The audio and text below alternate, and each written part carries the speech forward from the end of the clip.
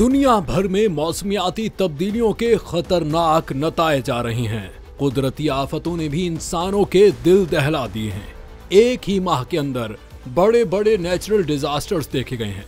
Vanuatu में 17 दिसंबर 2024 को 7.3 शिद्दत का ज़लज़ला महसूस किया गया, जिसके बाद वानुआतू के कैपिटल पोर्ट वेला में लैंडस्लाइडिंग का सिलसिला ताहाल जारी है। रिसर्चर डेव पैटली का कहना है कि लैंडस्लाइडिंग आज के दौर में एक बहुत बड़ा मसला है।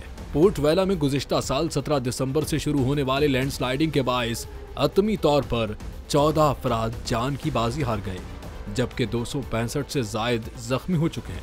दूसरी जानिब लॉस एंजलिस के जंगलात में लगने वाली आग ने भी हजारों लोगों को मुतासिर किया है। खदशा जाहिर किया जा रहा है कि इस आग के बायस एक और खतरनाक लैंडस्लाइडिंग का सिलसिला शुरू होगा।